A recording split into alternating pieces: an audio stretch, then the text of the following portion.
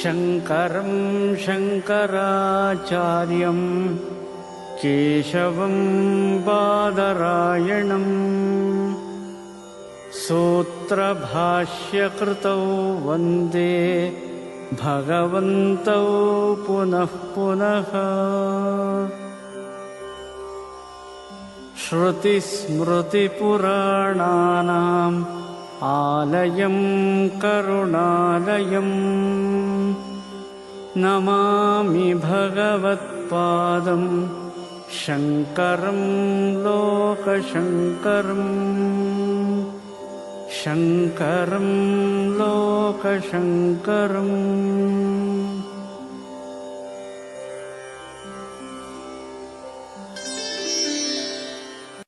वन्दे तं सच्चिदानन्दं यतिवर्यं महामतिं वेदान्तसारज्ञं सद्गुरुं प्रणतोऽस्म्यहं श्रीगुरुं प्रणतोऽस्म्यहं सदाहं सम्प्रदायज्ञं संयमीन्द्रं सदाश्रयम् सद्गुरुं सच्चिदानन्दं सदाचारं समाश्रये।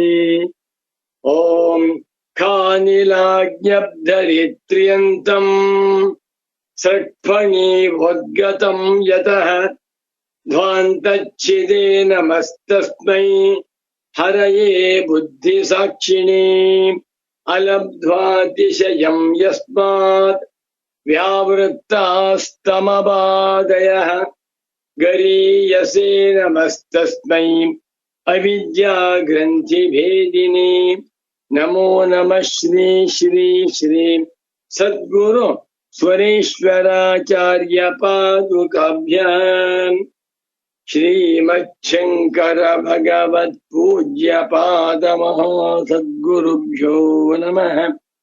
श्री श्री सच्चिदानन्देन्द्र सरस्वती सद्गुरुपादुकाभ्यां नमः। ओम शांति शांति शांति।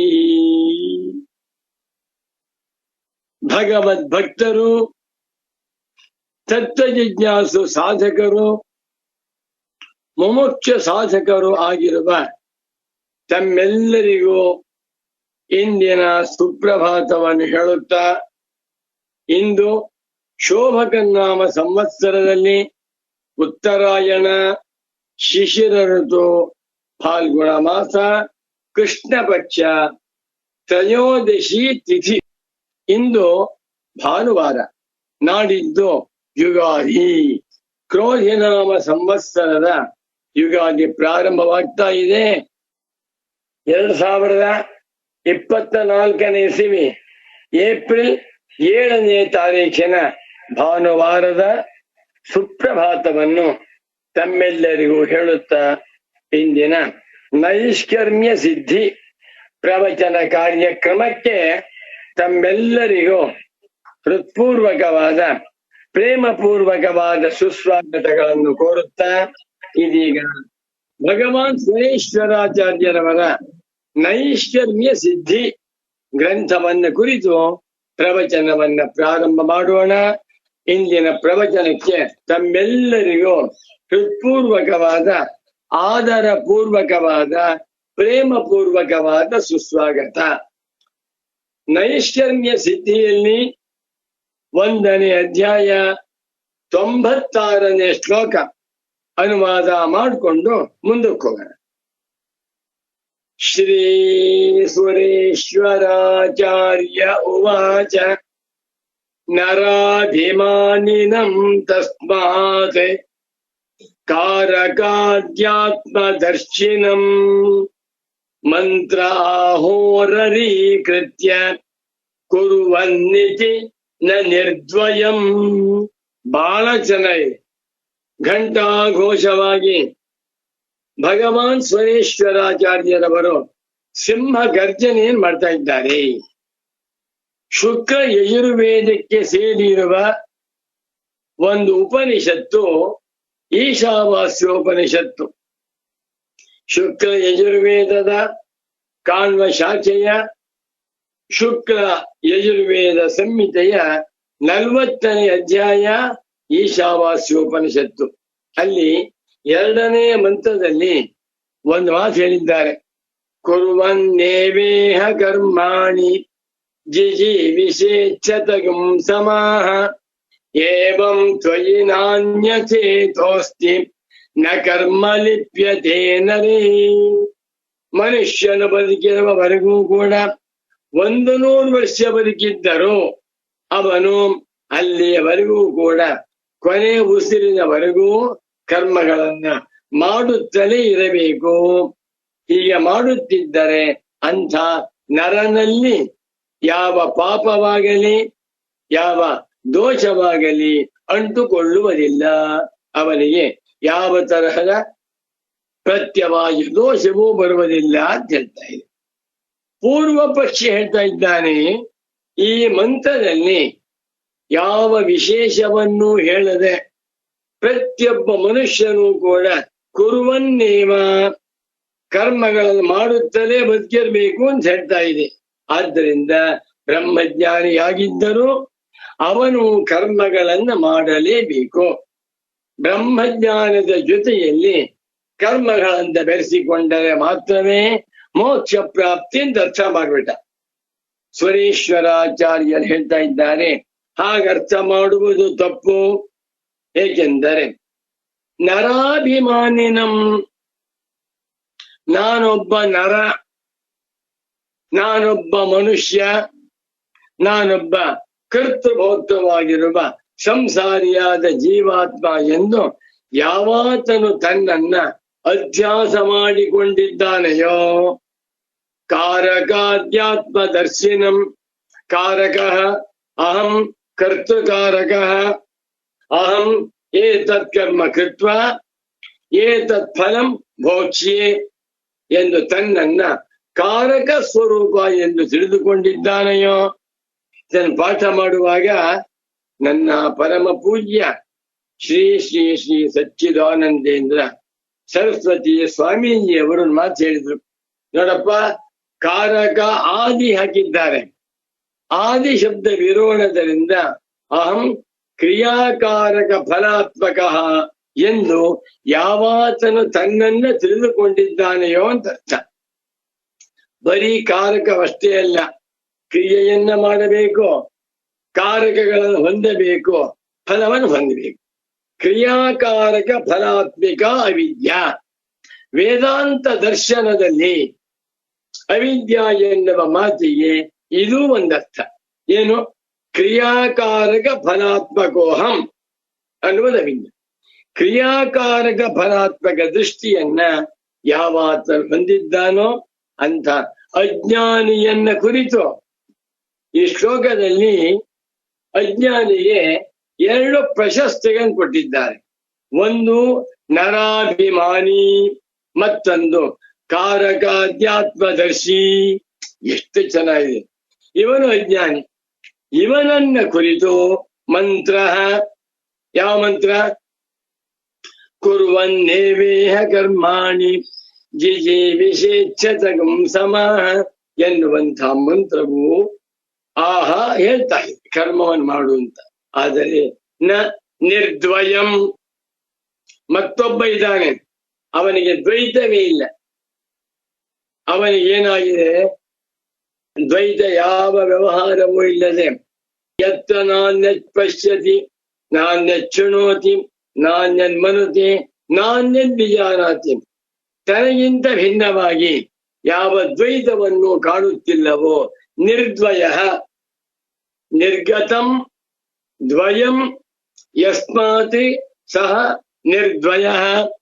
ಅವನಿಗೆ ದ್ವೈತವೇ ಇಲ್ಲ, ಎಲ್ಲವೂ ನಾನು ಅಂತ ತಿಳಿದುಕೊಂಡಿರುವ ಬ್ರಹ್ಮಜ್ಞಾನಿ. ಅವನಿಗೆ ಈ ಮಂತ್ರವು ಅನ್ವಯವಾಗುವುದಿಲ್ಲ. ಅವನನ್ನ ಕುರಿತು ಈ ಮಂತ್ರ ಕರ್ಮವನ್ನು ಮಾಡು ಅಂತ ಹೇಳ್ತಾ ಇಲ್ಲ ಅಂತಂದು. ಇದು ಹಳೆಯ ಪಾಠ. ಇವತ್ತು ಮುಂದುವರಿಸ್ತಾ ಇದ್ದೇನೆ. 97ನೇ ಶ್ಲೋಕ. 97 ಸಪ್ತ ನವತಿ ಶ್ಲೋಕ. श्रीसुरेश्वराचार्य उवाच धावेदिति न दानार्थे पदं यद्वत् प्रयुज्यते येदीत्यादि तथा नेच्येते स्वतः सिद्धार्थवाचिनि नमो नमः सद्गुरुपादुकाभ्याम्. ಶ್ಲೋಕ ವ್ಯಾಕರಣಬದ್ಧವಾಗಿದೆ, ಕಾವ್ಯಮಯವಾಗಿದೆ, ಪಾಂಡಿತ್ಯಪೂರ್ಣವಾಗಿದೆ. ಅದ್ಭುತವಾದ ಶ್ಲೋಕ.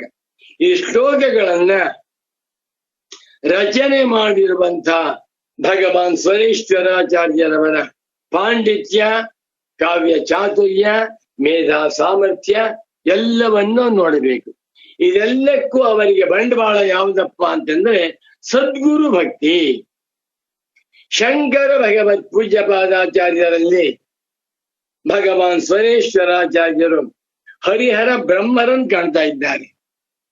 ಶಂಕರ ಭಗವತ್ ಪೂಜ್ಯ ಪಾದಾಚಾರ್ಯರಲ್ಲಿ ಸಾಕ್ಷಾತ್ ಪರಬ್ರಹ್ಮ ಸ್ವರೂಪವನ್ನು ಕಾಣ್ತಾ ಇದ್ದಾರೆ. ಅದೇ ನಮ್ಮ ಭಾರತೀಯ ಸಂಸ್ಕೃತಿ. ಗುರುರ್ ಬ್ರಹ್ಮ ಗುರುರ್ ವಿಷ್ಣು ಗುರುರ್ ದೇವೋ ಮಹೇಶ್ವರ ಗುರು ಸಾಕ್ಷಾತ್ ಪರಂ ಬ್ರಹ್ಮ ತಸ್ಮೈ ಶ್ರೀ ಗುರವೇ ನಮಃ. ಸದ್ಗುರುಪಾಸನಂ 97ನೇ ಶ್ಲೋಕ. ಶ್ರೀ ಸುರೇಶ್ವರಾಚಾರ್ಯ ಉವಾಚ ಧಾವೇದಿತಿ ನ ದಾನಾರ್ಥೇ ಪದಂ ಯದ್ವತ್ ಪ್ರಯುಜ್ಯತೆ येदीत्यादि तथा निच्येते स्वतः सिद्धार्थवाचिनि नमो नमः ಸದ್ಗುರುಪಾದುಕಾಭ್ಯಾಮ್. ಶ್ಲೋಕವನ್ನ ಪ್ರಾರಂಭ ಮಾಡಿದ ಕೂಡಲೇ ನನಗೆ ಗುರುಗಳ ಅನುಗ್ರಹದಿಂದ ಪದಚ್ಛೇದ, ಅನ್ವಯ, ಭಾವಾರ್ಥ, ತಾತ್ಪರ್ಯ, ಗುರುಗಳ ಉಪದೇಶ ಕ್ರಮ ಎಲ್ಲವೂ ಅರ್ಥವಾಯಿತು. ಪದಚ್ಛೇದವನ್ನು ಮಾಡಿ ಅನ್ವಯವನ್ನು ಹೇಳ್ತೇನೆ.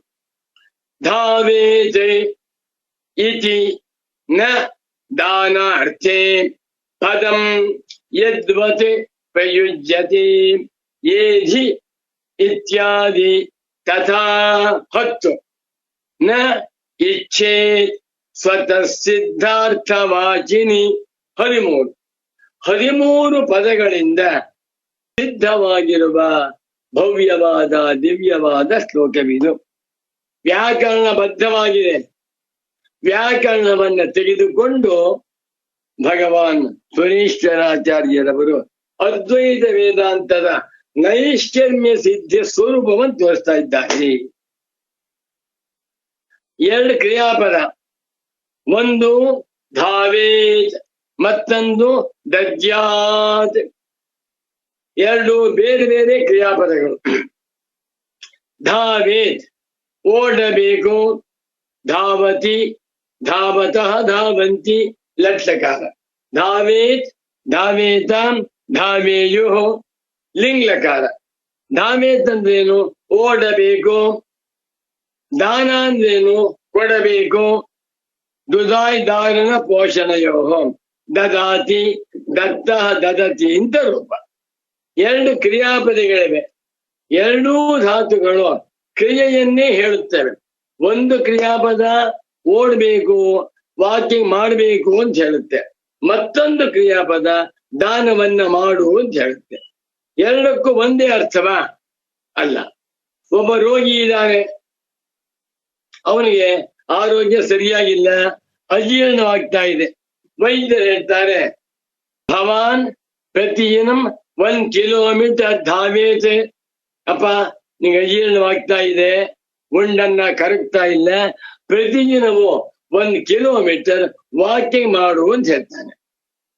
ಮತ್ತೊಬ್ಬ ಹೋಗ್ತಾನೆ ಜ್ಯೋತಿಷ್ಯನ ಹತ್ತಿರಕ್ಕೆ, ಸ್ವಾಮಿ ನನಗೆ ಬೇಕಾದಷ್ಟು ರೋಗಗಳಿವೆ, ಏನೋ ತಾಪತ್ರಯ ಇದೆ, ಏನ್ ಮಾಡ್ಬೇಕು, ನೀನು ದಾನವನ್ನ ಮಾಡು ಅಂತ ಹೇಳ್ತಾನೆ.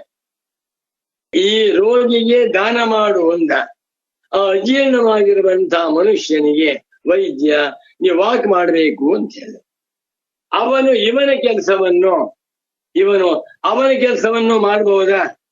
ಯಾರಿಗೆ ವಾಕ್ ಮಾಡು ಅಂತ ಹೇಳಿದ್ದಾರೋ ಅವನು ದಾನ ಮಾಡಬಹುದಾ? ದಾನ ಮಾಡಲಿ. ದಾನ ಮಾಡಿದ್ದರಿಂದ ಅಯ್ಯನು ಹೋಗುವುದಿಲ್ಲ. ಇವನಿಗೆ ದಾನ ಮಾಡು ಅಂತ ಹೇಳಿದ್ದಾನೆ, ಇವನು ವಾಕ್ ಮಾಡಬಹುದಾ? ವಾಕ್ ಮಾಡಲಿ. ವಾಕ್ ಮಾಡಿದ್ದರಿಂದ ಪಾಪ ಹೋಗುವುದಿಲ್ಲ. ಪಾಪ ನಿವಾರಣೆಗೆ ದಾನ, ಆರೋಗ್ಯ ವರ್ಧನೆಗೆ ಧಾವನ ಹೇಳ್ತಾರೆ. ಎರಡೂ ಬೇರೆ ಬೇರೆ. ಧಾವೇತ್ ಅಂತ ಹೇಳಿದಾಗ ಆ ಪದವು ದಾನ ಎನ್ನುವ ಅರ್ಥವನ್ನ ಹೇಗೆ ಹೇಳುವುದಿಲ್ಲವೋ, ದಾನ ಮಾಡು ಎನ್ನುವ ಅರ್ಥವನ್ನು ಇಟ್ಕೊಂಡು ನೀನು ವಾಕ್ ಮಾಡು ಅಂತ ಹೇಗೆ ವೈದ್ಯನು ಅವನಿಗೆ ಪ್ರಯೋಗ ಮಾಡುವುದಿಲ್ಲವೋ, ಅರ್ಥವಾಯ್ತಲ್ವೇ? ಧಾವೇ ಇತಿ ನ ದಾನಾರ್ಥೆ ಪದಂ ಯದ್ವತ್ ಪ್ರಯುಜ್ಯತೆ. ಧಾವನ ಮಾಡಬೇಕು, ಸಂಚಾರ ಮಾಡಬೇಕು, ವಾಕ್ ಮಾಡಬೇಕು ಎನ್ನುವಂತಹ ಕ್ರಿಯಾಪದವು ದಾನ ಮಾಡಬೇಕು ಎನ್ನುವಂತಹ ಅರ್ಥದಲ್ಲಿ ಹೇಗೆ ನ ಪ್ರಯುಜ್ಯತೆ, ಪ್ರಯೋಗಿಸಲ್ಪಡುತ್ತಿಲ್ಲ, ಸಾಧ್ಯವಿಲ್ವ. ಒಬ್ಬನು ಊಟ ಮಾಡು ಅಂದ್ರು, ಒಬ್ಬನಿಗೆ ಪೂಜೆ ಮಾಡು ಅಂದ್ರು. ಇಬ್ರು ಹೋಗಿದ್ದಾರೆ ಗುರುಗಳ ಹತ್ರಕ್ಕೆ. ಗುರುಗಳು ಒಬ್ಬನಿಗೆ ನೀ ಊಟ ಮಾಡಪ್ಪ ಅಂದ್ರು, ಇನ್ನೊಬ್ಬನಿಗೆ ನೀ ಪೂಜೆ ಮಾಡು ಅಂದ್ರು. ಆ ಊಟ ಮಾಡು ಅಂತ ಹೇಳಿದಲ್ಲ, ಅವನು ಪೂಜೆ ಶುರು ಮಾಡ್ಬಿಟ್ಟ. ಪೂಜೆ ಮಾಡು ಅಂತ ಹೇಳಿದಲ್ಲ, ಊಟ ಮಾಡ್ತಾ ಇದ್ದಾನೆ. ಯಾಕಪ್ಪ ಮಾಡ್ತಾ ಇದ್ದಿ? ನೀವ್ ಹೇಳಿದಲ್ಲ ಗುರುಗಳೇ, ನಾನು ನಿನಗೆ ಹೇಳಿದ್ದು ಊಟ ಮಾಡು ಅಂತ, ಅವನು ಹೇಳಿದ್ ಪೂಜೆ ಮಾಡು ಅಂತ. ಎರಡೂ ಭಿನ್ನ, ಎರಡೂ ಕ್ರಿಯೆಯೇ ಹೌದು, ಎರಡೂ ಭಿನ್ನ ಭಿನ್ನ ಕ್ರಿಯೆ. ಇದನ್ನ ನನ್ನ ಪೂಜ್ಯರನ್ನು ಸದ್ಗುರು ಸಚ್ಚಿದಾನಂದೇಂದ್ರ ಸರಸ್ವತಿ ಸ್ವಾಮಿಗಳು ತಮಾಷೆ ಆಡೋ, ನನ್ನಪ್ಪ ಮಗು ನಾನ್ ನಿನ್ಗೆ ಹೇಳ್ತೀನಿ ಏನಂತ, ಗುರು ಸೇವೆ ಮಾಡು, ನಾನ್ ನಿನ್ಗೆ ಹೇಳ್ತೀನಿ. ಭಿಕ್ಷಾ ತಗೊಂಡ್ ಬಾ, ನಾನ್ ನಿನ್ಗೆ ಹೇಳ್ತೀನಿ. ಭಿಕ್ಷಾ ಅನ್ನ ಬಡಿಸು ಅಂತ.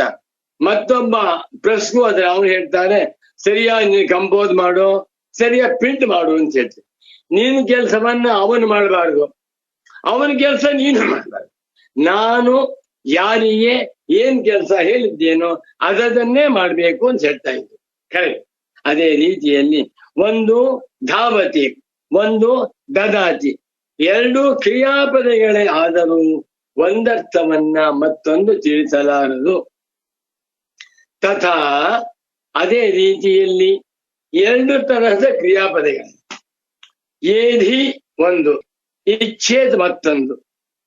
ಇಲ್ಲಿ ಏಧಿ ಅಂತ ಇರೋ ಮಾಡು ಅಂತ ಅರ್ಥ, ಕರ್ಮವನ್ನ ಮಾಡು ಅಂತ ಒಂದು, ಇನ್ನೊಂದು ಇಚ್ಛೆ ಬಯಸು ಅಂತ ಅರ್ಥ.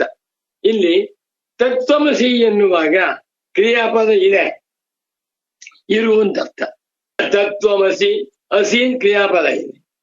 ಅಹಂ ಬ್ರಹ್ಮಾಸ್ಮಿ ಅಲ್ಲೂ ಕ್ರಿಯಾಪದ ಇದೆ. ಅಸಿ ಎನ್ನುವಾಗಲೂ ಕ್ರಿಯಾಪದ ಇದೆ, ಅಸ್ಮಿ ಎನ್ನುವಾಗಲೂ ಕ್ರಿಯಾಪದ ಇದೆ. ಆದರೆ ಆ ಕ್ರಿಯಾಪದಗಳು ಜುಹಯಾತ್, ಅಗ್ನಿಹೋತ್ರಂ ಜುಹಯಾತ್, ಅಹರಹ ಸಂಧ್ಯಾಮುಪಾಸೀತ ಎನ್ನುವಂತೆ ಕ್ರಿಯೆಯನ್ನು ಹೇಳ್ತಾ ಇಲ್ಲ. ನೋಡಿ, ಈ ಉದಾಹರಣೆಗೆ ನಮ್ಮ ಗುರುಗಳು ನಮ್ಮ ಮನೆಗೆ ಬಂದಿದ್ದಾರೆ, ಏನ್ ಕ್ರಿಯೆ ಇದೆ ಅಲ್ಲಿ? Our guru has come to my house. Has come ಅಂದ್ರೆ ಬಂದಿದ್ದಾನೆ, ಕ್ರಿಯಾ ಇದೆ. ಆದ್ದರಿಂದ ನೀನು ಗುರುವಿಗೆ ಪೂಜೆಯನ್ನ ಮಾಡು, ಅಲ್ಲಿ ಕ್ರಿಯಾಪದ. ಬಂದಿದ್ದಾನೆ ಎನ್ನುವಾಗಲೂ ಕ್ರಿಯಾಪದ, ಪೂಜೆ ಮಾಡು ಎನ್ನುವಾಗಲೂ ಕ್ರಿಯಾಪದ. ಆದರೆ ಪೂಜೆ ಮಾಡು ಎನ್ನುವಾಗ ಅಲ್ಲಿ ಮಾಡಬೇಕಾದದ್ದು ಉಂಟು, ಕ್ರಿಯಾಕಾರಕ ಫಲಗಳು ಸತ್ಯವಾಗಿವೆ. ಗುರು ಬಂದಿದ್ದಾನೆ ಎನ್ನುವಾಗ ಅದು ಕ್ರಿಯಾಪದವಾದರೂ ಈ ಕ್ರಿಯಾಪದ ಏಧಿ ಎನ್ನುವಂತೆ ಯಾವ ಕ್ರಿಯೆಯನ್ನು ಹೇಳುತ್ತಿದೆ. ಮಳೆ ಸುರಿಯುತ್ತಿದೆ, ಕ್ರಿಯಾಪದ ಇದೆ. ಯಾಕೆ ಅಂದ್ರೆ ಯಾವುದೇ ಭಾಷೆಯಲ್ಲಿ ಕ್ರಿಯಾಪದವಿಲ್ಲದೆ ಹೋದರೆ ವಾಕ್ಯವಾಗುವುದೇ ಇಲ್ಲ. ಅದರಲ್ಲೂ ಇಂಗ್ಲಿಷಿನಲ್ಲಂತೂ ಕ್ರಿಯಾಪದ ಬೇಕೇ ಬೇಕು. I am Subraja Sharma, am. You are Krishnamurthy, are. He is Nagaraja, is. No sentence can be composed without a verb. ಆದರೆ ಎಂಥವ್ರು ಇರ್ಬೋದು ಅಂತ ನೋಡ್ಬೇಕು. ಕ್ರಿಯಾಕಾರಕ ಫಲಗಳನ್ನಿಟ್ಟುಕೊಂಡು ಹೊರಟಿರುವಂತಹ ಕ್ರಿಯಾಪದವ, ಕೇವಲ ವಸ್ತು ಸ್ವರೂಪವನ್ನ ಹೇಳುವಂತಹ ಕ್ರಿಯಾಪದವ. ನೋಡಿ, fire burns, the sun shines, ಕ್ರಿಯಾಪದ ಇದೆ, ಆದರೆ ಯಾವ ಕ್ರಿಯೆಯೂ ಇಲ್ಲ. ಆದ್ದರಿಂದ ಏಧಿ ಆಗಿದ್ದೀಯ ಇರು ಇತ್ಯಾದಿ ಕ್ರಿಯೆಯನ್ನ ಇಚ್ಛೆ ತನ್ನುವಂತ ಕ್ರಿಯೆಯಂತೆ ಅರ್ಥ ಮಾಡಬಾರದು. ಯಾಕೆ ಅಂದ್ರೆ ಸ್ವತಃ ಸಿದ್ಧಾರ್ಥವಾಚಿನಿ, ಸ್ವತಃ ಸಿದ್ಧವಾಗಿರುವ ಆತ್ಮನ ಸ್ವರೂಪವನ್ನ ಈ ಕ್ರಿಯಾಪದ ಹೇಳ್ತೇವೆ. ಆತ್ಮನು ನಿತ್ಯ ಶುದ್ಧ, ನಿತ್ಯ ಬುದ್ಧ, ನಿತ್ಯ ಮುಕ್ತ ಸ್ವರೂಪನಾಗಿದ್ದಾನೆ ಆಗಿದ್ದಾನೆ. ಸ್ವಾಮಿ ಕ್ರಿಯಾಪದ ಬಂತಲ್ಲ, ಏನ್ ಮಾಡ್ಬೇಕಲ್ಲಿ? ಆತ್ಮನು ಸಚ್ಚಿದಾನಂದ ಸ್ವರೂಪನಾಗಿದ್ದಾನೆ ಆಗಿದ್ದಾನೆ. ಆತ್ಮ ನೀಸ್ ಆಫ್ ದ ನೇಚರ್ ಆಫ್ ಸತು ಚಿತು ಆನಂದ. ಆದ್ದರಿಂದ ಸುಮ್ಮನೆ ಕ್ರಿಯಾಪದ ಬಂತು ಅಂತ ಮಾತ್ರಕ್ಕೆ ಕ್ರಿಯೆ ಇದೆ ಅಂತಲಾಗಲಿ, ಕ್ರಿಯಾಪದವಿಲ್ಲದೆ ಹೋದ ಮಾತ್ರಕ್ಕೆ ವಾಕ್ಯಕ್ಕೆ ಅರ್ಥವಿಲ್ಲ ಅಂತ ಹೇಳಬಾರದು. ಕ್ರಿಯಾಪದಗಳು ಎರಡು ವಿಧವಾಗಿದೆ ಅಂತ ಹೇಳ್ತಾ ಇದ್ದಾರೆ. ಇದೊಂದು ಹೊಸ ವಿಚಾರ, ಯಾರಿಗೂ ಗೊತ್ತಿಲ್ಲ. ಎಲ್ಲ ಕ್ರಿಯಾಪದಗಳು ಕೂಡ ಕ್ರಿಯಾಕಾರಕ ಫಲಾತ್ಮಕವಾಗಿ ಕರ್ತವ್ಯವನ್ನು ಹೇಳ್ತಾ ಇಲ್ಲ. ಉದಾಹರಣೆಗೆ ಮುಂದೆ ಚೆನ್ನಾಗಿದೆ, ತತ್ವಮಸಿ ಅಂತಂದ್ರು. ಸ್ವಾಮಿ ಕ್ರಿಯಾಪದ ಇದೆ, ಹೇಗೆ ಕ್ರಿಯಾಪದ? ಅಸಿ ಅಂತಿದೆ, ಅಸಭುವಿ ಧಾತು, ಅಸ್ತಿ ಸ್ಥಃ ಸಂತಿ, ಅಸಿ ಸ್ಥಃ ಸ್ಥ, ಅಸ್ಮಿ ಸ್ವಃ ಸ್ವಃ. ಅಸಿ ಅಂದ್ರೇನು? ಯು ಆರ್ ಬ್ರಹ್ಮನ್ ಅಂತ ಧ್ಯಾನ ಮಾಡ್ಬೇಕು ಅಂತ ಅರ್ಥವೇ. ಇಲ್ಲಿ ಕ್ರಿಯಾಪದವಿರುವುದರಿಂದ ಹಾಗಂತ ಪ್ರತಿದಿನವೂ ಜಪ ಮಾಡಬೇಕು, ಧ್ಯಾನ ಮಾಡಬೇಕು, ಉಪಾಸನೆ ಮಾಡಬೇಕು ಅಂತ ಅರ್ಥವಲ್ಲ. ಇಲ್ಲಿ ತ್ವಂ ತತ್ ಅಸಿ ಎನ್ನುವಾಗ ಅಸಿ ಶಬ್ದವು ಜೀವಾತ್ಮನಿಗೆ ಇರುವಂತ ಸಂಸಾರಿತ್ವ ಭ್ರಮೆಯನ್ನ ಬಾಧ ಮಾಡಿ ಅಸಂಸಾರಿತ್ವ ಸ್ವರೂಪವನ್ನು ಹೇಳ್ತಾ ಇದೆ. ಅಸಿ ಎನ್ನುವ ಕ್ರಿಯಾಪದವಿರುವುದರಿಂದ ಇಲ್ಲಿ ಜಪ ಮಾಡಬೇಕು ಅರ್ಥ ಮಾಡುವುದು ಮೂರ್ಖತನ. ಈ ಒಂದು ಶ್ಲೋಕಕ್ಕೆ ಭಗವತ್ಪಾದ ಸುರೇಶ್ವರಾಚಾರ್ಯರವರು ಅತ್ಯಂತ ಸುಂದರವಾದ ಒಂದು ಪೀಠಿಕೆ ಬರೆದಿದ್ದ, ಅವತರಣಿಕ ವಾಕ್ಯ ಬರೆದಿದ್ದ. ಅದ್ಭುತ. ಇದನ್ನೆಲ್ಲ ಓದ್ತಾ ಇದ್ರೆ ನನಗೆ ಸುರೇಶ್ವರಾಚಾರ್ಯರನ್ನ ನೋಡ್ಬೇಕು ಅನ್ನಿಸ್ತಾ ಇಲ್ಲ. ಸುರೇಶ್ವರಾಚಾರ್ಯರ ಸ್ವರೂಪರಾಗಿರುವ ನನ್ನ ಗುರುಗಳನ್ನ ನೋಡ್ಬೇಕು ಅನ್ನಿಸ್ತಾ ಇದೆ. ಸದ್ಗುರು ಹೇಳ್ತಾ ಇದ್ದಾರೆ, ನೋಡ್ಬೇಕು ಯಾಕಂತ ಇದೆಯೋ, ನಾನ್ ನಿನ್ನಲ್ಲಿ ಕೂತ್ಕೊಂಡಿದ್ದೀನಲ್ಲ, ದಿನಲ್ಲೇ ಕೂತ್ಕೊಂಡಿರ್ಬೇಕಾದ್ರೆ ನೋಡೋದೇನ್ ಬಂತು? ಕಣ್ಣು ಮುಚ್ಚಿಯೋ ನನ್ ದರ್ಶನವಾಗತ್ತೆ ಅಂತಾರೆ. ನಿಜ, ಗುರುಗಳವರೇ ನನ್ನ ಹೃದಯದಲ್ಲಿ ಕೂತ್ಕೊಂಡು ನಾಲಿಗೆ ಮೇಲೆ ನರ್ತನೆ ಮಾಡುತ್ತಾ ಈ ಪ್ರವಚನವನ್ನು ಮಾಡಿಸ್ತಾ ಇದ್ದೆ. ಗುರುಗಳೇ, ನಿಮ್ಮ ಪಾದಕ್ಕೆ ಕೋಟಿ ಕೋಟಿ ಸಾಷ್ಟಾಂಗ ಪ್ರಣಾಮಗಳು. ಒತ್ತೆ ನುಡಿ. ಯಚ್ಚೋಕ್ತಂ ವಿರಹಯ್ಯ ಕ್ರಿಯಾಂ ನೈವ ಇತಿ ತದಪಿ ನಃ ಸಮ್ಯಗೇವ. ಇವನ್ ಮಾತು ಹೇಳಿದೆಯಲ್ಲಪ್ಪ ಹಿಂದೆ 19ನೇ ಶ್ಲೋಕದಲ್ಲಿ ಪೂರ್ವ ಪಕ್ಷಿವನ್ ಮಾತು ಹೇಳಿದ್ದ. ವಿರಹಯ್ಯ ಕ್ರಿಯಾಂ ನೈವ ಸಂಹನ್ಯಂತೆ ಪದಾನ್ಯಪಿ ನ ಸಮಸ್ತಿ ಅಪದಂ ವಾಕ್ಯಂ ಯಸ್ಯಾತ್ ಜ್ಞಾನ ವಿಧಾಯಕಂ ಅಂತ ಹೇಳಿದ್ದ. ಅದು ಬಹಳ ಸರಿಯಾಗಿದೆ ಎಂದು. ಕ್ರಿಯಾಪದವಿಲ್ಲದೆ ಯಾವ ವಾಕ್ಯವೂ ಆಗುವಂತಿಲ್ಲ. ಆದ್ದರಿಂದ ವೇದಾಂತ ವಾಕ್ಯಕ್ಕೆ ಕ್ರಿಯಾಪದವಿಲ್ಲದೆ ಅರ್ಥವಾಗುವುದಿಲ್ಲ. ವೇದಾಂತ ವಾಕ್ಯಗಳಿಗೆ ಕ್ರಿಯಾಪದ ಬೇಕು ಅಂತ ಹೇಳಿದೆಯಲ್ಲ, ಇದು ನಹ ನಮಗೆ, ಸಮ್ಯಗೇವ ಸರಿಯಾಗಿ. ನಹ ಎನ್ನುವಾಗ ಮಮ ಮೇ ಆವಯೋಹೋ ನೌ ಅಸ್ಮಾಕಂ ನಹ. ಮಗು ಷಷ್ಠಿ ಬಹುವಚನದ ವೈಕಲ್ಪಿಕ ರೂಪವಿದು. ಅಥವಾ ಮಹ್ಯಂ ಮೇ ಆವಾಭ್ಯಾಂ ನೌ ಅಸ್ಮಭ್ಯಂ ನಹ ಚತುರ್ಥಿ ವಿಭಕ್ತಿಯ ಬಹುವಚನ ರೂಪ ಅಂತ ಹೇಳಿದ್ರು. ಒಂದು ಪದ ಬಂದ್ ಕೂಡ್ಲೆ ಅದರ 24 ರೂಪಗಳನ್ನು ಹೇಳ್ತಾ ಇರ್ಬೋದು, ಹೇಳುವುದೆಲ್ಲ ಗಟ್ ಮಾಡಿಸ್ಬಿಡ್ತಾ ಇದ್ರು. ತಸ್ಮೈ ಶ್ರೀ ಗುರವೇ ನಮಃ. ಸುಲಭ ಮಾಡ್ಬಿಟ್ರು ಈ ಬ್ರಹ್ಮಜ್ಞಾನಿಗಳು. ಅವ್ರಿಗೆ ಗೊತ್ತು 21ನೇ ಶತಮಾನದ ಜನಗಳು ಲೋಭಿಗಳು. ಏನು ಕೊಡ್ಕೋತಾರೆ, ನನ್ನ ಹತ್ರ 1 ಕೋಟಿ ರೂಪಾಯಿ ಇದೆ, 10 ರೂಪಾಯಿ ದಾನ ಮಾಡೋಕೆ ಇಷ್ಟವಾಗೋದಿಲ್ಲ, 2 ಕೋಟಿ ಮಾಡ್ಬೇಕು ಅಂತ ಇಷ್ಟಪಡ್ತೇನೆ. ಇದು ಗೊತ್ತಾಯ್ತು. ಅವ್ರೇನ್ ಮಾಡಿದ್ರು, ನೀನೇನು ಕೊಡ್ಬೇಡ, ಒಂದ್ ಬಾಳೆಹಣ್ಣು ಕೊಡ್ಬೇಡ, ಹಣ್ಣು ಕೊಡ್ಬೇಡ, ಪಂಚೆ ಕೊಡ್ಬೇಡ, ದಕ್ಷಿಣೆಗೇನಂತೂ ಕೊಡ್ಲೇಬೇಡ. ಏನಾದ್ರೂ ಕೊಡ್ಬೇಕಲ್ಲ ಗುರುಗಳಿಗೆ, ಒಂದ್ ಕೆಲಸ ಮಾಡು, ನಮಸ್ಕಾರ ಹಾಕ್ಕೊಡು. ನೀನ್ ನಮಸ್ಕಾರವನ್ನು ಕೊಡು. ಒಂದು ನಮಸ್ಕಾರವನ್ನು ಕೊಡುವಾಗ ಏನ್ ಖರ್ಚೇ ಇಲ್ವಲ್ಲ, ಖರ್ಚಿಲ್ಲ, ಶ್ರಮ ಇಲ್ಲ, ಆಯಾಸವಿಲ್ಲ, ತಿಥಿವಾರ ನಕ್ಷತ್ರ ನೋಡ್ಬೇಕಾದ್ದಿಲ್ಲ. ಇವತ್ತು ಅಮಾವಾಸ್ಯೆ, ನಮಸ್ಕಾರ ಮಾಡಬಾರ್ದು ಅಂತಿಲ್ಲ. ದಾನ ಮಾಡಬೇಕಾದರೆ ಪಾತ್ರವನ್ನ ನೋಡಬೇಕು, ಅಲ್ಲಿ ದೇಶ ಕಾಲ ಎಲ್ಲವೂ ಬೇಕು. ನಮಸ್ಕಾರ ಮಾಡಬೇಕಾದ್ರೆ ಯಾವಾಗ ಬೇಕಾದ್ರೂ ಮಾಡು. ತಸ್ಮೈ ಶ್ರೀ ಗುರವೇ ನಮಃ ಅಂದ್ಬಿಟ್ಟು ಬಾ. ಎಲ್ಲ ಗುರು ಎಷ್ಟು ಪಾಠ ಮಾಡಿದ್ದಾರೆ ಅಂದ್ರೆ ತುಂಬಾ ಸಂತೋಷವಾಗ್ತೀನಿ. ನೀನು ಹಿಂದೆ 19ನೇ ಶ್ಲೋಕದಲ್ಲಿ ಕ್ರಿಯೆ ಇಲ್ಲದೆ ಹೋದರೆ ವಾಕ್ಯವಾಗುವುದಿಲ್ಲ ಅಂತ ಹೇಳಿದೆಯಲ್ಲ, ಅದು ನಮಗೆ ಇಷ್ಟವಾಗಿದೆ. ತಥಾಪಿತು ನ ಯಾಕಾಚಿತ್ ಕ್ರಿಯಾ ಯತ್ರ ಕ್ವಚ ಅಧ್ಯಾಹರಣೀಯ ಕಿಂತು ಯಾ ಕ್ರಿಯಾ ಯತ್ರ ಅಭಿಪ್ರೇತ ಸಂಬಂಧಂ ಘಟಯಿತುಂ ಶಕ್ನೋತಿ ಆಕಾಂಕ್ಷಾಂಚ ವಾಕ್ಯಸ್ಯ ಪೂರಯತಿ ಸಾ ಏವ ಅಧ್ಯಾಹರಣೀಯ ಏವಂ ವಿಶಿಷ್ಟಾ ಚ ಕ್ರಿಯಾ ಅಸ್ಮಾಭಿಃ ಅಭ್ಯುಪಗತ ಏವ. ನಾವುಗಳು ವೇದಾಂತ ವಾಕ್ಯಗಳಿಗೆ ಅರ್ಥವನ್ನ ಮಾಡುವಾಗ ಕ್ರಿಯೆಯನ್ನ ಒಪ್ಪಿಕೊಂಡಿದ್ದೇವೆ. ಅಬ್ಬಾ ಅಂತೂ ದಾರಿ ಬಂದಲ್ಲ ಅಂತ ಪೂರ್ವ ಪಕ್ಷಿ, ಹೌದು. ಆದರೆ ಆ ಕ್ರಿಯಾಪದಗಳು ನೀನು ಹೇಳುವಂತೆ ಕರ್ಮಗಳಲ್ಲಿ ವಿನಿಯುಕ್ತವಾಗುವ ಕ್ರಿಯಾಪದಗಳಲ್ಲ.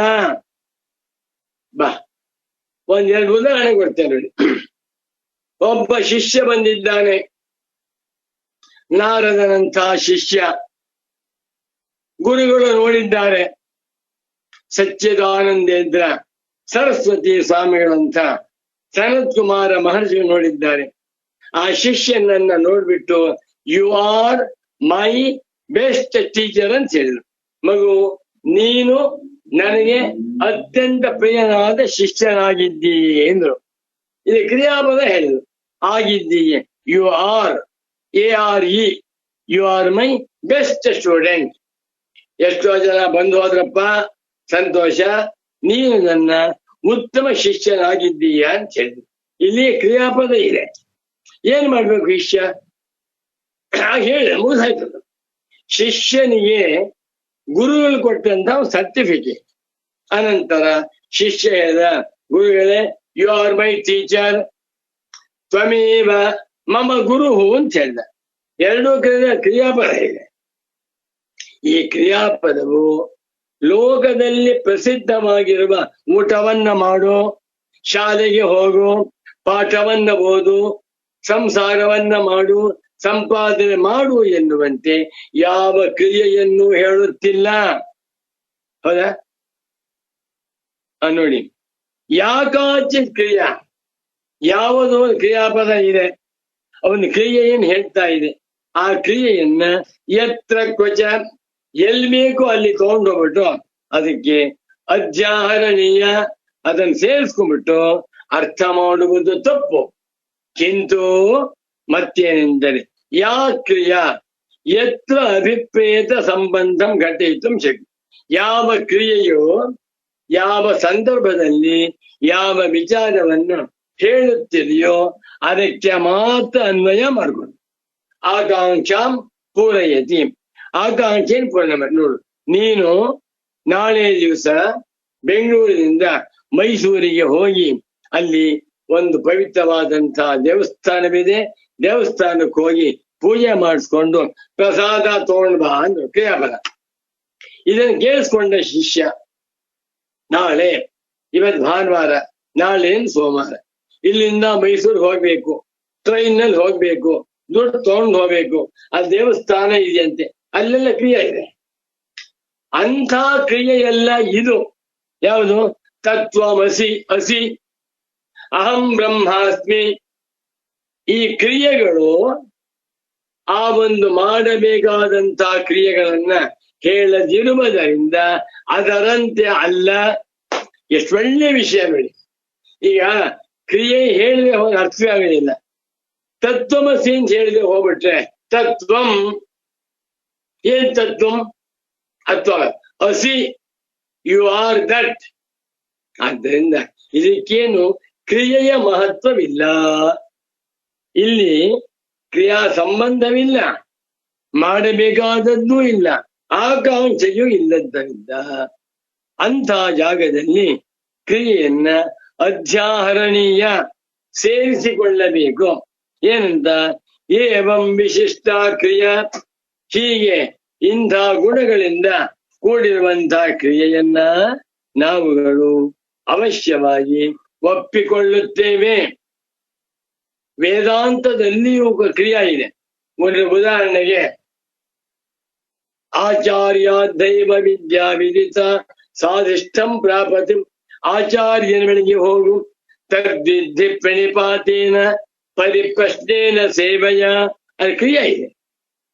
ಗುರುವಿನ ಹತ್ತಿರಕ್ಕೆ ಹೋಗು ಕ್ರಿಯಾ, ನಮಸ್ಕಾರವನ್ನ ಮಾಡು ಕ್ರಿಯಾ, ಸೇವೆಯನ್ನ ಮಾಡು ಕ್ರಿಯಾ, ಗುರುಗಳಿಗೆ ಪ್ರಶ್ನೆ ಹಾಕು ಕ್ರಿಯಾ, ಉಪದೇಶವನ್ನ ಶ್ರವಣ ಮಾಡು ಕ್ರಿಯಾ. ಬ್ರಹ್ಮಜ್ಞಾನ ಪ್ರಾಪ್ತಿಗಿಂತ ಮುಂಚೆ ಬ್ರಹ್ಮಜ್ಞಾನ ಪ್ರಾಪ್ತಿಗೆ ಸಾಧನವಾಗಿ ಎಲ್ಲ ಕ್ರಿಯೆಗಳನ್ನು ಒಪ್ಪಿಕೊಳ್ತೇವೆ. ಆದರೆ ಬ್ರಹ್ಮಜ್ಞಾನ ಉಂಟಾದ ಬಳಿಕ ಅಹಂ ಬ್ರಹ್ಮಾಸ್ಮಿ ತಿಳಿದ ಮೇಲೆ ಏನ್ ಕ್ರಿಯೆ ಇದೆ ಅವನಿಗೆ? ಆತ್ಮಾನಂಚೇ ದ್ವಿಜಾನೀಯಾತೆ ಅಯಮಸ್ಮೀತಿ ಪುರುಷಃ ಕಿಮಿಚ್ಛನ್ ಕಸ್ಯ ಕಾಮಾಯ ಶರೀರ. ಎಷ್ಟು ಚೆನ್ನಾಗಿ ನೋಡಿದ್ರು. ಸಾತು ಉಪಾಧಿಸ್ಥಿತ ವಾಕ್ಯಾರ್ಥ ಅವಿರೋಧಿನ್ಯೇವ ನ ಅಭೂತಾರ್ಥ ಪ್ರಾದುರ್ಭಾವ ಫಲ ಷಡ್ಭಾವ ವಿಕಾರರಹಿತ ಆತ್ಮವಸ್ತುನಃ ನಿರ್ಧೂತ ಅಶೇಷ ದ್ವೈತ ಅನರ್ಥಸ್ಯ ಅಪರಾಧೀನ ಪ್ರಕಾಶಸ್ಯ ವಿಜಿಜ್ಞಾಪಯಿಷಿ ತತ್ವಾತ್ ಅಸಿ ಅಸ್ಮಿ ಇತ್ಯಾದಿ ಕ್ರಿಯಾಪದಂ ಸ್ವ ಮಹಿಮ ಸಿದ್ಧಾರ್ಥ ಪ್ರತಿಪಾದನ ಸಮರ್ಥಮೇವ ಇತಿ ಅಭ್ಯುಪಗಂತವ್ಯಂ ನತು ವಿಪರೀತಾರ್ಥ ಪ್ರತಿಪಾದನ ಪರಂ. ಏನು ವಾಕ್ಯ ಬರೀತಾರೆ? ಒಬ್ಬರಿಗಿಂತೊಬ್ಬರಿಗೆ ಅವರು. ಶಾಂಕರ ಭಾಷ್ಯಕ್ಕಿಂತ ಸ್ವರೇಶ್ವರಾಚಾರ್ಯರ ವಾಕ್ಯಪುಂಜ, ಸ್ವರೇಶ್ವರರ ವಾಕ್ಯಪುಂಜಕ್ಕಿಂತ ಪರಮ ಪೂಜ್ಯ ಶ್ರೀ ಶ್ರೀ ಶ್ರೀ ಸಚ್ಚಿದಾನಂದೇಂದ್ರ ಸರಸ್ವತಿ ಸ್ವಾಮಿಗಳವರ ವಾಕ್ಯಪುಂಜ. ಏನು ಬರೀತಾರೆ ಗುರು? ಅದ್ಭುತವಾಗಿ ಬರೀತಾರೆ. ಸರಿ, ಇಲ್ಲಿ ಎರಡು ಕ್ರಿಯಾಪದ ಹಾಕಿದ್ದಾರೆ. ಒಂದು ಅಸಿ, ಮತ್ತೊಂದು ಅಸ್ಮಿ. ಸದ್ಗುರುವು ಯೋಗ್ಯನಾದ ಶಿಷ್ಯನಿಗೆ, ಶಮದಮಾದಿ ಸಂಪನ್ನನಾಗಿರುವ ಉತ್ತಮಾಧಿಕಾರಿಯಾಗಿರುವಂತ ಸನ್ಯಾಸಿ ಶಿಷ್ಯನಿಗೆ ತತ್ವಮಸಿ ಅಂತ ಹೇಳ್ತಾರೆ. ಅಸಿ, ಅದನ್ನ ಶ್ರವಣ ಮಾಡಿ ಅರ್ಥ ಮಾಡಿಕೊಂಡು ಧನ್ಯನಾದಂತಹ ಶಿಷ್ಯ ಹೇಳ್ತಾ ಇದ್ದಾನೆ, ಅಹಂ ಬ್ರಹ್ಮಾಸ್ಮಿ. ತತ್ವಮಸಿ ಎನ್ನುವಂತಹ ಗುರುಪದೇಶದಲ್ಲಿಯೂ ಅಸಿ ಕ್ರಿಯಾಪದವಿದೆ. ಶಿಷ್ಯನು ಕೃತಕೃತ್ಯನಾಗಿ ಬ್ರಹ್ಮಜ್ಞಾನ ಸಂಪನ್ನನಾಗಿ ಸಂತೋಷದಿಂದ ಅಹಂ ಬ್ರಹ್ಮಾಸ್ಮಿ ಅಂತ ಹೇಳುವಾಗ ಅಲ್ಲೂ ಅಸ್ಮಿ ಕ್ರಿಯಾಪದವಿದೆ. ಈ ಕ್ರಿಯಾಪದವು ಲೋಕದಲ್ಲಿರುವಂತೆ ಏನನ್ನೋ ಮಾಡಬೇಕು, ಏನನ್ನೋ ಹೋಗಬೇಕು ಅನ್ನುವಂತೆ ಅಲ್ಲ. ಯಾಕೆ ಅಂದ್ರೆ ನಾನು ಬರೀತಾ ಇದ್ದೆ, ಉಪಾಧಿಸ್ಥಿತ ವಾಕ್ಯಾರ್ಥ ಅವಿರೋಧಿನ್ಯೇವ. ಉಪಾಧಿಸ್ಥಿತ ತೆಗೆದುಕೊಳ್ಳಬೇಕಾಗಿರುವಂತಹ ವಾಕ್ಯ, ಆ ವಾಕ್ಯದಿಂದ ಆತ್ಮನನ್ನು ತಿಳ್ಕೊಳ್ಬೇಕು. ಅದಕ್ಕೆ ವಿರೋಧಿ ಎಲ್ಲದೆ ಇರುವಂತೆ ಅರ್ಥ. ನಿರ್ಧೂತ ಅಶೇಷ ದ್ವೈತಾನರ್ಥಸ್ಯ. ಏನು ಬ್ರಹ್ಮಜ್ಞಾನ, ದ್ವೈತವೂ ಇಲ್ಲ, ಅನರ್ಥವೂ ಇಲ್ಲ, ಎಲ್ಲವೂ ಬ್ರಹ್ಮ ಅಂತ ಅರ್ಥವಾದ ಮೇಲೆ ಹುಡ್ತೋರು ಯಾರು, ಸಾಯೋರು ಯಾರು? ನನ್ಗೆ ಸಿನಿಮಾ ಉದಾಹರಣೆ ಚೆನ್ನಾಗಿ ಜ್ಞಾಪಕವಾಗ್ತದೆ. ನಾ ಸಿನಿಮಾ ನೋಡೇ ಇಲ್ಲ. ನನ್ನ ಜೀವಮಾನದಲ್ಲಿ ನೋಡಿರಬಹುದಾದಂತಹ ಸಿನಿಮಾ ಒಂದು ತುಮಕೂರಿನಲ್ಲಿ ಗುರುಗಳ ಜೊತೆಯಲ್ಲಿ ಚಾತುರ್ಮಾಸ್ಯಕ್ಕೆ ಹೋಗಿದ್ದೆ ತುಮಕೂರಿಗೆ. ಅಲ್ಲಿ ಉಳ್ಕೊಂಡಿದ್ದ ಜಾಗ ಸಿನಿಮಾ ಥಿಯೇಟರ್ ಓನರ್ ಮಂದಿ. ಅವರು ಗುರು ಹೇಳಿದ್ರು, ಇಂದ ಯಾವುದೋ ಒಂದು ಸಿನಿಮಾ ಹಾಕ್ತಾ ಇದ್ದೇವೆ, ನಾವು ಫಿಲ್ಮ್ ಹಾಕ್ತಾ ಇದ್ದೇವೆ, ಆಶೀರ್ವಾದ ಬೇಕು ಅಂದ್ರು. ಆಯ್ತು ಒಂದು ಗುರುಗಳು. ಅವರೇ ಮಾಡಿದ್ರು, ಗುರುಗಳು ಬರ್ತೀರಾ ಸಿನಿಮಾ? ಇಲ್ಲಪ್ಪ, ಎಲ್ಲಿ ನಾವು ಹೋಗಲ್ಲ, ನಾವು ಹುಡುಗನ್ ಬೇಕಾದ್ರೆ ಕರ್ಕೊಂಡು ಹೋಗಿ ಅಂದ್ರು. ನಾ ಹೇಳ್ತಿರೋದು 60 ವರ್ಷದ ಹಿಂದಿನ ಮಾತು ಅಂತ ಕಾಣಿಸುತ್ತೆ. ಆಮೇಲೆ ಗುರುಗಳು ಕೇಳ, ಹೋಗುವಾರಪ್ಪ ಪರವಾಗಿಲ್ಲ ಅಂದ್ರು. ಅದು ಫಸ್ಟ್ ಸಿನಿಮಾ. ಆಮೇಲೆ ಸಂಜೀವ ಮೂರ್ತಿಗಳವರು ಅಮೇರಿಕ ಕರ್ಕೊಂಡು ಹೋಗಿದ್ದಾಗ ಅಲ್ಲೊಂದು ಸಿನಿಮಾ ನೋಡಿದ್ವಿ ಅಂತ ಕಾಣಿಸಿದೆ ಅಷ್ಟೇ. ಇನ್ನೊಂದು ಎರಡು ಎಲ್ಲ ಒಟ್ಟು 3-4 ಸಿನಿಮಾ ನೋಡಿರ್ಬಹುದು. ನನ್ಗೆ ಏನ್ ಅನ್ಸ್ಬಿಟ್ಟಿದೆ ಅಂದ್ರೆ, ಆ ಸಿನಿಮಾದಲ್ಲಿ ಏನೇನ್ ಆಗ್ತಾ ಇದೆಯೋ ಎಲ್ಲವೂ ಸುಳ್ಳು. ನೋಡಿ, ಒಂದೆರಡು ಉದಾಹರಣೆ ಕೊಡ್ತೇನೆ. ಉದಾಹರಣೆ ಕೊಡಬಾರ್ದು, ಆದ್ರೂ ಕೊಡ್ತೇನೆ, ಪರವಾಗಿಲ್ಲ. ಒಬ್ಬ ನಟ ರಾವಣನಾಗಿ ಬಂದಿದ್ದಾನೆ. ರಾವಣೇಶ್ವರನಿಗೊಬ್ಬ ಹೆಂಡತಿ ಮಂಡೋದರಿ, ಅವಳೊಬ್ಬಳು ಆಕ್ಟ್ರೆಸ್. ಆಕೆ ಮದುವೆ ಆಗಿದೆ, ಗಂಡ ಇದ್ದಾನೆ, ಮಕ್ಕಳೆಲ್ಲ ಇದ್ದಾರೆ, ಸುಮಂಗರಿ. ಆಕೆ ಮಂಡೋದರಿಯಾಗಿ ಬಂದಿದ್ದಾಳೆ. ರಾಮಚಂದ್ರ ರಾವಣನ ಸಂಹಾರ ಮಾಡ್ಬಿಟ್ಟ, ರಾವಣ ಸತ್ವದ. ಆಗ ಮಂಡೋದರಿ ಏನಾಗ್ತಾಳೆ, ಅವಳು ವಿಧವೆಯಾದಳು. ಕುಂಕುಮ ಇಟ್ಕೋತಾ ಇಲ್ಲ, ಮಳೆ ಇಟ್ಕೋತಾ ಇಲ್ಲ, ಕಾಲುಂಗ್ರ ಹಾಕೋತಾ ಇಲ್ಲ. ಅವಳನ್ನು ನೋಡಿದ್ರೆ ಎಲ್ಲರಿಗೂ ಸಂಕಟವಾಗ್ತಾ ಇದೆ. ಆದರೆ ಆ ಹೆಂಗಸು ನಿಜವಾಗಿರುವಂತ ನಟಿ. ಲೋಕ ವ್ಯವಹಾರದಲ್ಲಿ ಗಂಡ ಬದುಕಿದ್ದಾನೆ, ಗಂಡ ಬಂದು ಕೂತ್ಕೊಂಡಿದ್ದಾನೆ, ಸಿನಿಮಾ ನೋಡ್ತಾ ಇದ್ದಾನೆ. ಆದ್ರೆ ಈಕೆಯಲ್ಲಿ ವಿಧವೆಯಾಗ್ಬಿಟ್ಟಿದ್ದಾರೆ. ಅಂದ್ರೇನು, ಅವಳಿಗೂ ದುಃಖ ಇಲ್ಲ, ಗಂಡನ್ಗೂ ದುಃಖ ಇಲ್ಲ. ಸಿನಿಮಾ ಇದನ್ನ ನೋಡಿದಾಗ ನಂಗೆ ಬಹಳ ಮನಸ್ಸಿನ ನೋವು. ಸಿನಿಮಾ ಅಂತಂದ್ರೆ ಬರೀ ಮೋಸ ನನ್ನ ದೃಷ್ಟಿಯಲ್ಲಿ. ಅದನ್ನ ಏನ್ ಬೇಕಾದ್ರೂ ಕರೀರಿ, ಒಂದೂ ಸತ್ಯವಲ್ಲ. ಬರೀ ಆಡಂಬರ, ಶೋ ಜಾಸ್ತಿ. ನಂಗೆ ಬೇಡ ಅನ್ಸುತ್ತೆ. ನಾ ಖಂಡಿತ ನೋಡಕ್ ನಿದ್ರೆ ಬಂದ್ಬಿಡುತ್ತೆ. ಅದೇ ರೀತಿಯಲ್ಲಿ ಇಲ್ಲಿ ಹೇಳ್ತಾ ಇದ್ದಾರೆ, ಎಲ್ಲ ಅನರ್ಥಗಳಿಗೂ ಮೂಲ ದ್ವೈತ ಸತ್ಯತ್ವ ಬುದ್ಧಿ. ದ್ವೈತ ಸತ್ಯತ್ವ ಬುದ್ಧಿಗೆ ಮೂಲ ಅಜ್ಞಾನ. ಅಜ್ಞಾನವನ್ನೇ ಕಳೆದು ಬಿಟ್ಟು ಯಾವ ದ್ವೈತವೂ ಇಲ್ಲ ಆತ್ಮನಲ್ಲಿ, ಯಾವ ಅನರ್ಥಗಳು ಇಲ್ಲ ಅಂತ ತೋರಿಸಿಬಿಟ್ಟು ಅಂತ ಆತ್ಮಜ್ಞಾನ ಉಂಟಾದ ಮೇಲೆ ಅಹಂ ಬ್ರಹ್ಮ ಅಸ್ಮಿ ಅಂತ ಹೇಳ್ದ. ಅಸ್ಮಿ ಅಂತ ಹೇಳ್ತಾ ಇದ್ದಾನಲ್ಲ, ಕ್ರಿಯಾಪದವಿದೆ ಅಂದ್ರೆ ಆ ಕ್ರಿಯಾಪದ ನಪುಂಸಕ ಕ್ರಿಯಾಪದ. ಆ ಕ್ರಿಯಾಪದಕ್ಕೆ ಯಾವ ಕ್ರಿಯೆಯನ್ನು ಉಂಟು ಮಾಡುವ ಶಕ್ತಿ ಸಾಮರ್ಥ್ಯಗಳಿಲ್ಲ. ನಿರ್ಧೂತ ಅಶೇಷ ದ್ವೈತ ಅನರ್ಥಸ್ಯ. ಯಾವ ದ್ವೈತವೂ ಇಲ್ಲದಿರುವ, ಅನರ್ಥವೂ ಇಲ್ಲದೆ ಇರುವಂತ ಆತ್ಮತತ್ವ. ಅಪರಾಧೀನ ಪ್ರಕಾಶಸ್ಯ.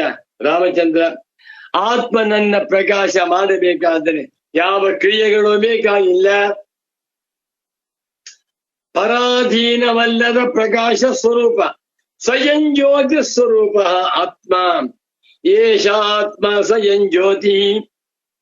ಏನು ಉಪನಿಷತ್ತಿನ ಸಂದೇಶ ಸ್ವಾಮಿ, ನಾನು ಸ್ವಯಂ ಜ್ಯೋತಿ ಸ್ವರೂಪನಾಗಿದ್ದೇನೆ.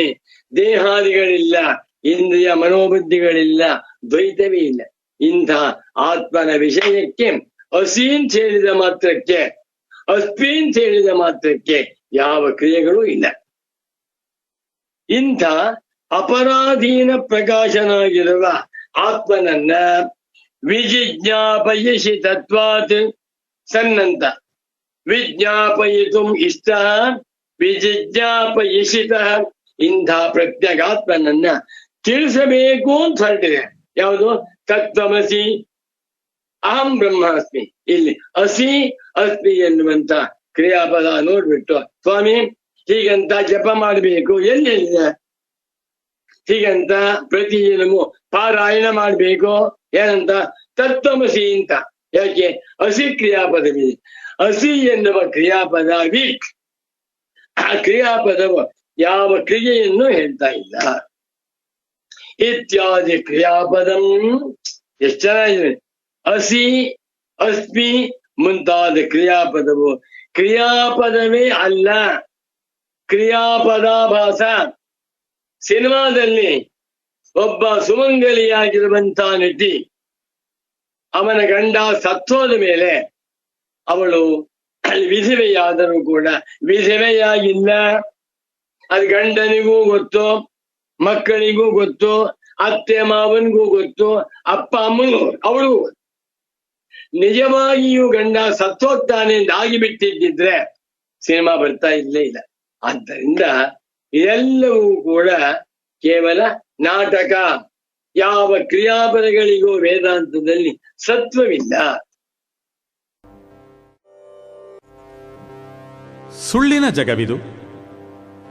ಕಠೋಪನಿಷತ್ತಿನಲ್ಲಿ ಮೃತ್ಯುದೇವತೆ ಬಾಲಕ ನಚಿಕೇತನ ತೀವ್ರತೆ, ಉತ್ತಮಾಧಿಕಾರಿತ್ವವನ್ನು ಕಂಡು ತತ್ವವನ್ನು ತಿಳಿಸುತ್ತಾ ಹೀಗೆ ಹೇಳುತ್ತಾನೆ: ಸ್ವಪ್ನಾಂತಂ ಜಾಗರಿತಾಂತಂಚ ಉಭವ್ಯೇನಾನುಪಶ್ಯತಿ ಮಹಾಂತಂ ವಿಭುಮಾತ್ಮಾನಂ ಮತ್ವಾ ಧೀರೋ ನ ಶೋಚತಿ. ಅಂದರೆ ಎಚ್ಚರವೂ ಸ್ವಪ್ನವೂ ಸಮನಾಗಿ ಯಾವಾತನಿಂದ ಅನುದರ್ಶನ ಮಾಡಲ್ಪಡುವುದೋ ಅವನೇ ಧೀರ, ಮಹಾತ್ಮ. ಈ ಪ್ರಪಂಚದ ಒಡೆಯನೆಂದು ತಿಳಿದಿದ್ದರಿಂದ ಶೋಕಿಸುವುದಿಲ್ಲ. ಶ್ರೀಗಳವರು ತಮ್ಮ ಹಾಡಿನಲ್ಲಿ ತೋರಿ ಹಾರುವ ಈ ಮಾಯೆ ಸತ್ಯವಲ್ಲ, ನಮ್ಮೆಲ್ಲರ ಗುರಿ ಆನಂದವೆಂಬ ದಡವನ್ನು ಸೇರಿ ಜನನ ಮರಣದ ಹಿಡಿತದಿಂದ ದೂರಾಗುವುದು ಎಂದು ಹೀಗೆ ಎಚ್ಚರಿಸಿದ್ದಾರೆ.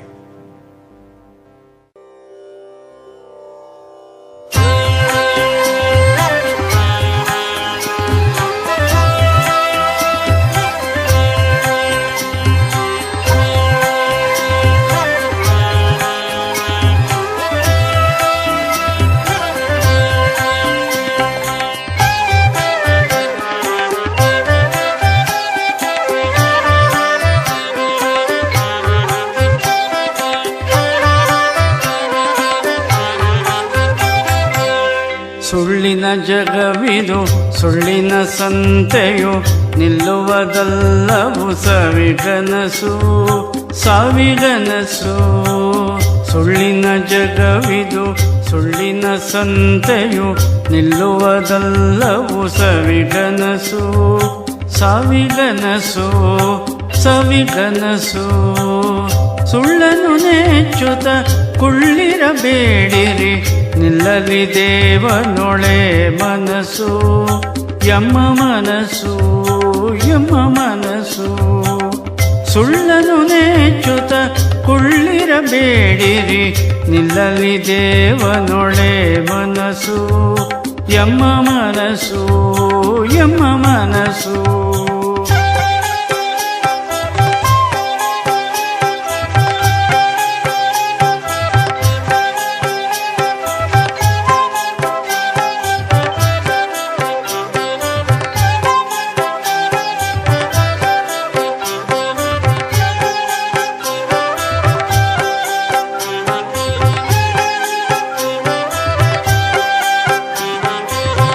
ಒಬ್ಬನೇ ಬರುವನು, ಒಬ್ಬನೇ ಹೋಗುವನು, ಒಬ್ಬರಿಗೊಬ್ಬರು ಇಲ್ಲಿಲ್ಲ, ಇಲ್ಲಿಲ್ಲ, ಇಲ್ಲಿಲ್ಲ. ಒಬ್ಬನೇ ಬರುವನು, ಒಬ್ಬನೇ ಹೋಗುವನು, ಒಬ್ಬರಿಗೊಬ್ಬರು ಇಲ್ಲಿಲ್ಲ, ಇಲ್ಲಿಲ್ಲ, ಇಲ್ಲಿಲ್ಲ. ಒಬ್ಬರ ಹಿಡಿಯುತ್ತಲೂ ಬಿರಬೇಡಿರಿ, ಒಬ್ಬಿಡುವಿರಿ ನಿಜ ಕೊನೆಗೆಲ್ಲ, ನಿಜ ಕೊನೆಗೆಲ್ಲ. ಒಬ್ಬರ ಹಿಡಿಯುತ್ತಲೂ ಬಿರಬೇಡಿರಿ, ಒಬ್ಬಿಡುವಿರಿ ನಿಜ ಕೊನೆಗೆಲ್ಲ, ನಿಜ ಕೊನೆಗೆಲ್ಲ.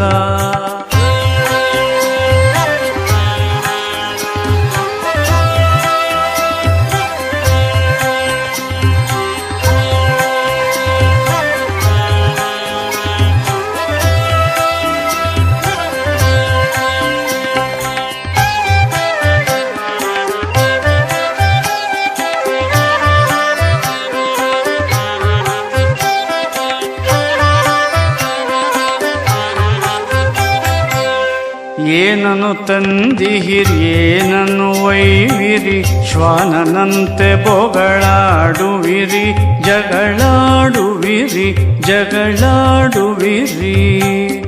ಏನನ್ನು ತಂದಿಹಿರಿಯೇನನ್ನು ಒಯ್ವಿರಿ, ಶ್ವಾನನಂತೆ ಬೊಗಳಾಡುವಿರಿ, ಜಗಳಾಡುವಿರಿ ಜಗಳಾಡುವಿರಿ. ನಾನು ನನ್ನ ದಿಂಬಿ ಬುದ್ಧಿಯ ಬಿಡಿ, ಮಾನಸ ಶುದ್ಧಿಯ ಕೂಡುವಿರಿ ಕೂಡುವಿರಿ ಕೂಡುವಿರಿ. ನಾನು ನನ್ನ ದಿಂಬಿ ಬುದ್ಧಿಯ ಬಿಡಿ, ಮಾನಸ ಶುದ್ಧಿಯ ಕೂಡುವಿರಿ.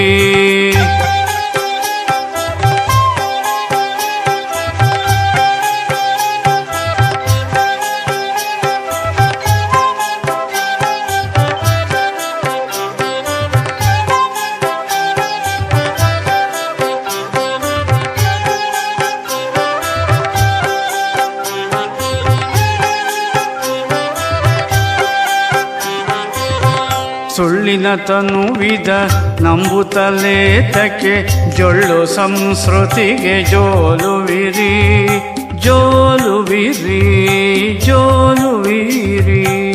ಸುಳ್ಳಿನ ತನುವಿದ ನಂಬುತ್ತಲೇತಕ್ಕೆ, ಜೊಳ್ಳು ಸಂಸ್ಕೃತಿಗೆ ಜೋಲುವಿರಿ ಜೋಲುವಿರಿ ಜೋಲುವಿರಿ. ಕಳ್ಳರು ಇಂದ್ರಿಯ ಮನಗಳು ನಿಮ್ಮನು ಕೊಳ್ಳೆ ಹೊಡೆಯಲಳು ತೇಳುವಿರಿ, ಕೊರಗುವಿರಿ ಕೊರಗುವಿರಿ. ಕಳ್ಳರು ಇಂದ್ರಿಯ ಮನಗಳು ನಿಮ್ಮನು ಕೊಳ್ಳೆ ಹೊಡೆಯಲಳು ತೇಳುವಿರಿ.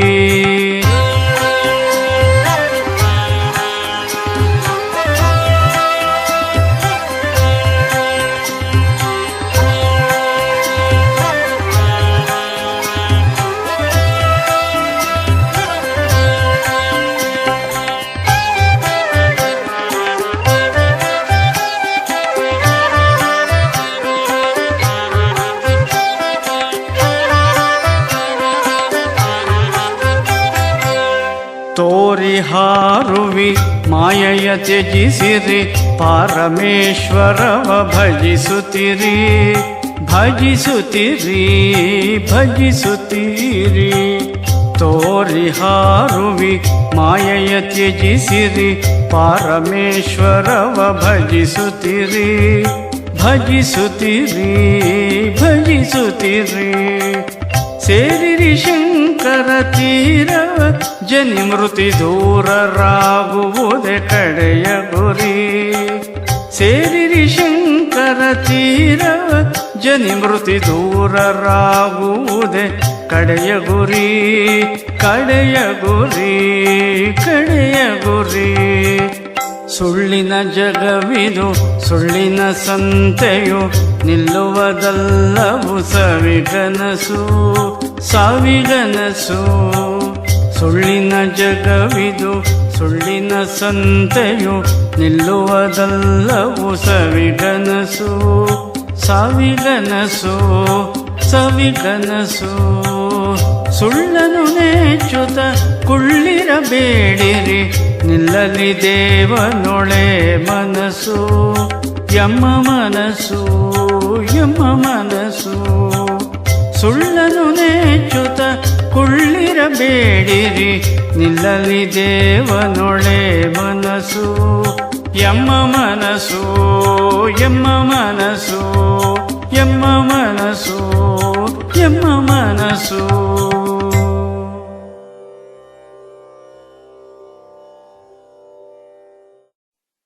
ಯಾಕೆ? ಸ್ವ ಮಹಿಮ ಸಿದ್ಧ ಅರ್ಥ ಪ್ರತಿಪಾದನ ಸಮರ್ಥಂ. ಏನು ವಾಕ್ಯ ಸ್ವಾಮಿ?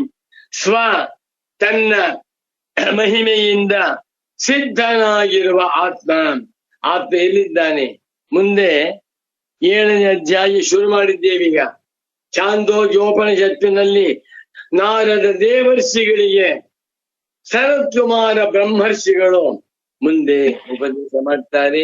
ಅಲ್ಲಿ ಹೇಳ್ತಾರೆ, ಯಾತ್ಮ ಯಾತರಲ್ಲಿ ಪ್ರತಿಷ್ಠನಾಗಿದ್ದಾನೆ.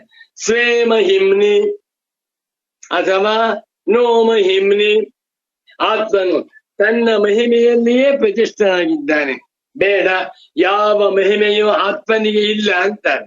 ಇದು ಶುದ್ಧವಾದ ವೇದಾಂತ. ವೇದಾಂತದ ಪ್ರಕಾರ ಏನು ಮಾಡಬೇಕಾಗಿಲ್ಲ. ವ್ಯಾವಹಾರಿಕವಾಗಿ ಏನ್ ಮಾಡಬೇಕೋ ಮಾಡಿ, ದಾನವನ್ನು ಅದು ವೇದಾಂತವಲ್ಲ. ವೇದಾಂತದಲ್ಲಿ ಸ್ವತಃ ಸಿದ್ಧನಾಗಿರುವ ಆತ್ಮನನ್ನು ಹೇಳ್ತಾ ಇದ್ದಾರೆ. ಸ್ವಮಹಿಮ, ತನ್ನ ಮಹಿಮೆಯಲ್ಲಿ ಸಿದ್ಧವಾಗಿರುವ ಆತ್ಮತತ್ವವನ್ನ, ಪರಬ್ರಹ್ಮ ತತ್ವವನ್ನ ಪ್ರತಿಪಾದನ ಸಮರ್ಥಂ, ಪ್ರತಿಪಾದನೆ ಮಾಡುತ್ತಾ ಈ ವಾಕ್ಯವು ಆತ್ಮನಲ್ಲಿಯೇ ಪರಿಪೂರ್ಣಗೊಳ್ಳುತ್ತದೆ.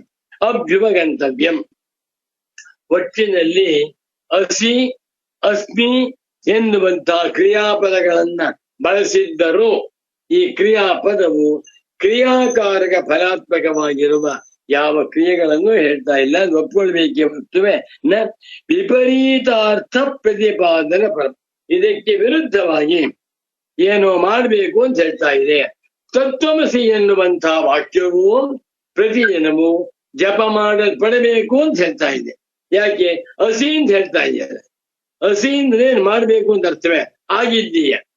ಅಹಂ ಬ್ರಹ್ಮಾಸ್ಮಿ ಎಂದು ವಾಕ್ಯ, ಅಹಂ ಬ್ರಹ್ಮಾಸ್ಮಿ ಎನ್ನುವಂತಹ ವಾಕ್ಯವನ್ನ ಪ್ರತಿದಿನವೂ ಬರೆಯಬೇಕು. ಅಹಂ ಬ್ರಹ್ಮಾಸ್ಮಿ, ಅಹಂ ಬ್ರಹ್ಮಾಸ್ಮಿ, ಅಹಂ ಬ್ರಹ್ಮಾಸ್ಮಿ ಎಲ್ಲಿ ಹೇಳಿದ್ದಾರೆ? ಅಸ್ಮಿ ಹೇಳಿದ್ದಾರಲ್ಲ. ಆ ಕ್ರಿಯಾಪದಗಳಿಗೆ ಯಾವ ಕ್ರಿಯೆಯಲ್ಲಿಯೂ ತಾತ್ಪರ್ಯವಿಲ್ಲ ಅಂದ್ಬಿಟ್ಟು.